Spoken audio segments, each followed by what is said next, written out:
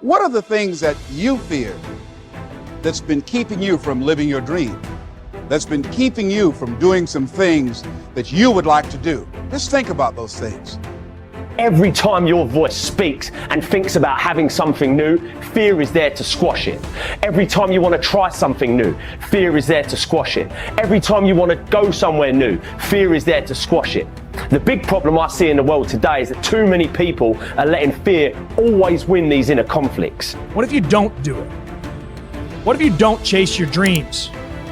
What if you don't stand up for yourself? What if you do not step up to the plate and take that challenge? You have no idea of the breathtaking future that's on its way to you, that's asking you, please let me through. When you decide that you are good enough, when you decide you give yourself permission to have it all, have all the love, have all the health, when you give yourself permission, it's like the inside of your champion is saying, let me out. Fear forces evolution. Fear is good. Fear are instincts. Fear is the radar that tells you what you need to do, how to exist, and what's going to keep you alive. Fear can keep you in your comfort zone. It's safe there. You know what to expect, but nothing grows there. Life happens outside the comfort zone. So let's look at how we can begin to take some steps to restructure that fear, to begin to expand our visions of ourselves, to begin to increase our self-esteem. Webster said that self-esteem means confidence and satisfaction in oneself. Look at your life right now. Whatever you've done up to this point in time, your life is working.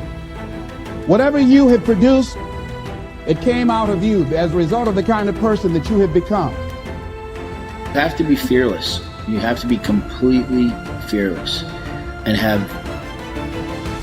utmost belief in whatever that feeling is inside you. It's all a mindset. It's how bad you want something, and nothing tastes better than when you've earned it. There's no better feeling than when you've earned it. So just start.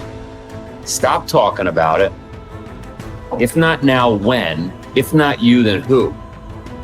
Listen, someone else is starting right now. As long as you got air in your lungs, you have an opportunity to improve your current situation.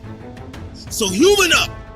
Accept the challenge. Change your associations, and soon you will find yourself receiving accolades and congratulations. But first you gotta say I do to the new you and commit to a lifetime of small wins that at times will seem meaningless and pointless. Are you in a position to quit? Or are you in a position to go harder? Are you in a position to go stronger? Are you willing to dig and go as far as you can in your life? Are you willing to suffer? So instead of boxing yourself in and thinking only about all the different ways that something could be bad, could break, could fall to pieces, think about all the things that you could do if you take the action. The most common fears that we experience, which often sabotage all hope for success, are the fears of failure, poverty, and loss of money. These fears cause people to avoid risk of any kind and to reject opportunity when it is presented to them. They are so afraid of failure that they are almost paralyzed when it comes to taking any chances at all. There are many other fears that interfere with our happiness. People fear the loss of love or the loss of their jobs and their financial security. People fear embarrassment or ridicule. People fear rejection and criticism of any kind. People fear the loss of respect or esteem of others. These and many other fears hold us back throughout life. The most common reaction in a fear situation is the attitude of, I can't. This is the fear of failure and loss that stops us from taking action. It is experienced physically, starting in the solar plexus. When people are really afraid, their mouth and throat go dry, their heart starts pounding. Sometimes they breathe shallowly and their stomach churns. Often they feel like getting up and running to the bathroom. These are all physical manifestations of the inhibitive negative habit pattern, which we all experience from time to time. Whenever a person is in the grip of fear, he feels like a deer caught in the headlights of a car. This fear paralyzes action. It often shuts down the brain and causes the individual to revert to the fight or flight reaction. Fear is a terrible emotion that undermines our happiness and can hold us back throughout our lives. Fear makes come true that which one is afraid of. Now, even if it only comes true in the imagination, we must experience the tortures of that which we fear. Tortures often as not worse than those if what we feared actually came to pass physically in our lives.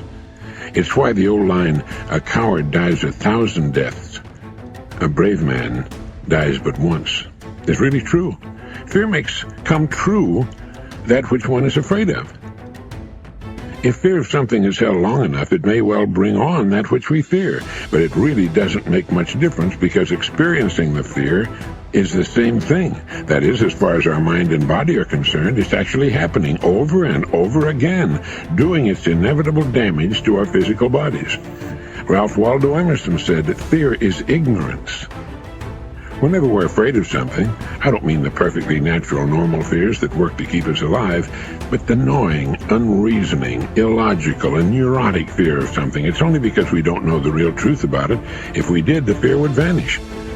That would include a neurotic fear of death, the fear that we are not liked or loved, and so forth.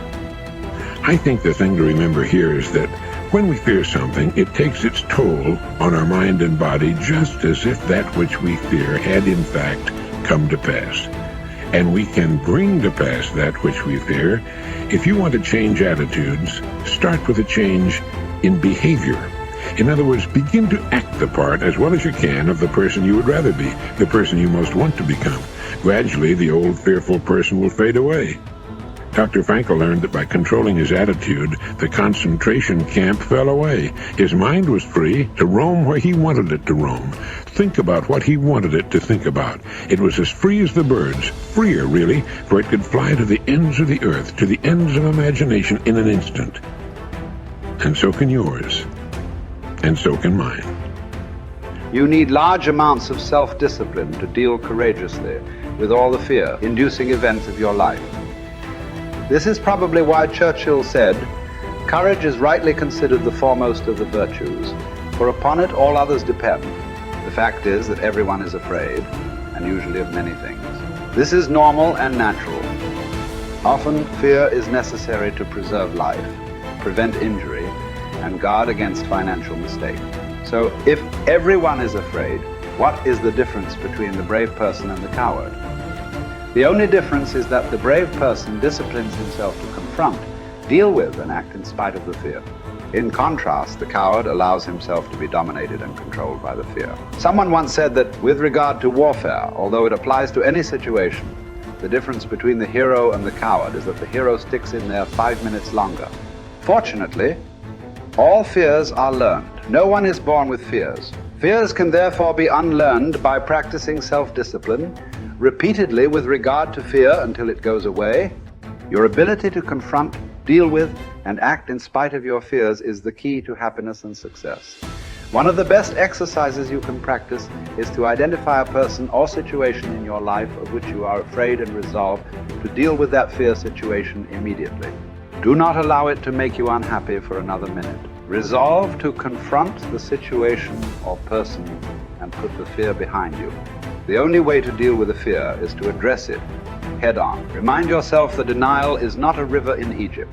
The natural tendency of many people is to deny that they have a problem caused by fear of some kind. They're afraid of confronting it. In turn, it becomes a major source of stress, unhappiness, and psychosomatic illness. Be willing to deal with the situation or person directly. As Shakespeare said, take arms against a sea of troubles, and in so doing, end them. The companion of fear is worry. Like twin sisters, fear and worry go around together. Mark Twain once wrote, "I have worried about a lot of things in life, and most of them never happen." So if you want to do something, if you've thought about something you want to do, take it head on. Decide that you're going to start looking at it, start doing research on it, start tackling it, start becoming involved in whatever and wherever it might lead you to begin to explore the possibilities in that particular thing that you're seeking so that you can begin to learn all you can about it. Decide that you're going to face it, that whatever shortcomings you have, that you're going to strengthen yourself there. Whatever training that's required, that you're going to go get that training, that you're going to get started right now. George Washington Carver would say, do what you can, where you are with what you have, and never be satisfied. S.B. Fuller used to say, and you heard Joe Dudley talk about, always strive to be more than that which you are. Yeah, don't get satisfied with yourself. Always know that wherever you are, you can enjoy more, that you deserve more. But most people, you know what they do? Most people go through life quietly and safely tiptoeing to an early grave. Find out what it is you want and go after it as if your life depends on it. Why? Because it does.